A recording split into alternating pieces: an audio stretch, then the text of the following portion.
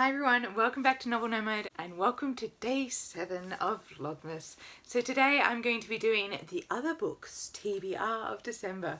So these are the books whilst I am going to be reading predominantly all of the lovely Cloak and Dagger Christmas reads. I do tend to read a few other books for December.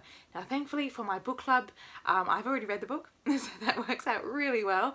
And that was All Systems Red, which is a novella by Martha Wells. Absolutely brilliant, short, kick-ass sci-fi with a robot who identifies more with soap operas than with the people that they are around. Also, they're gender neutral, which is also brilliant. And I'm just going to get straight into the other books that I plan to read for December. Also, if you are in love with these earrings as much as I am, they are from a store called Fizgo's Pop. I will link them down below. I'm not sponsored by them, nor were they gifted to me. Well, they were gifted to me. They were gifted to me for my birthday from one of my absolutely beautiful friends.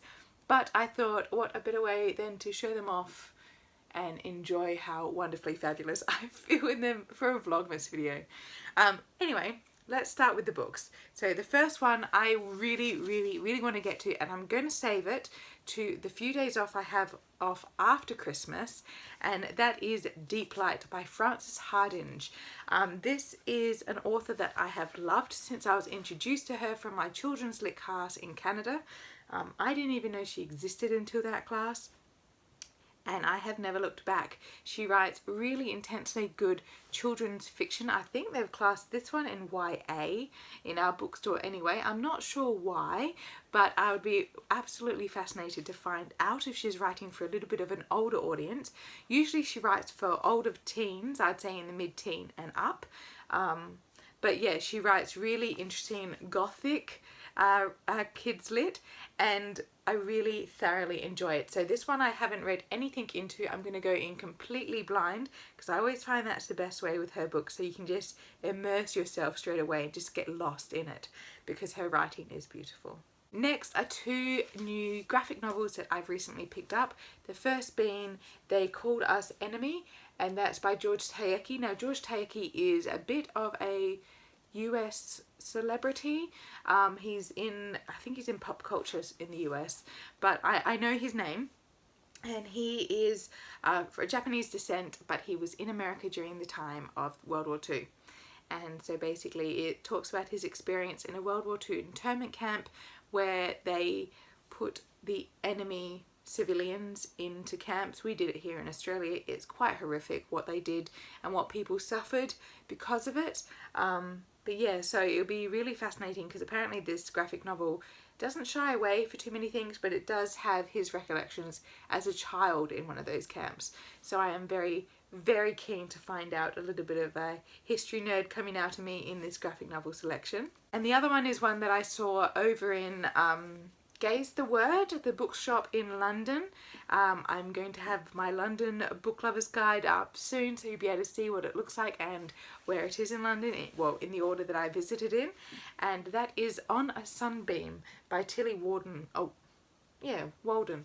Tilly Walden. And what I loved about this one is, one, it has LGBTQ elements, but it's also a bit of a space adventure where someone has to go find the other person and really get to understand who they are, who themselves are, and also this other person is through this adventure. The cover is a bit different to what the one in the UK was. I think the UK was done by a small independent publisher over there. I did slightly prefer the one over there, but it was so heavy.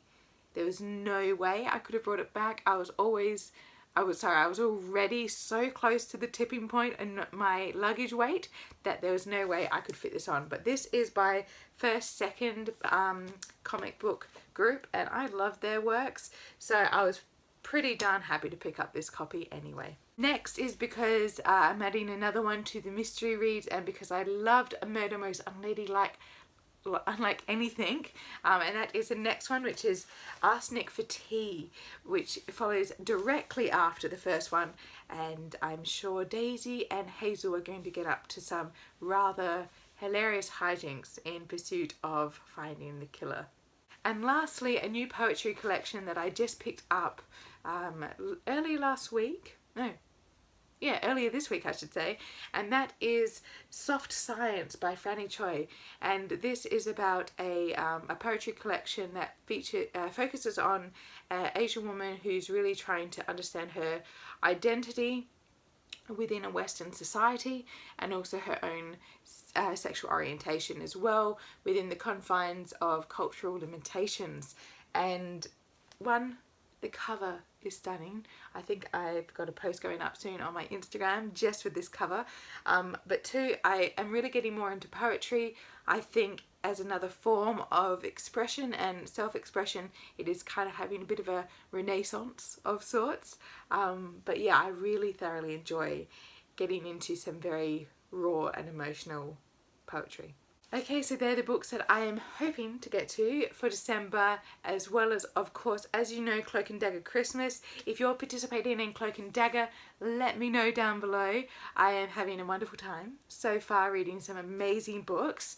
But what else are you going to read for December? If you're just planning to read mysteries, or if there's another readathon you're taking part in, let me know, and I'll see you tomorrow. Bye!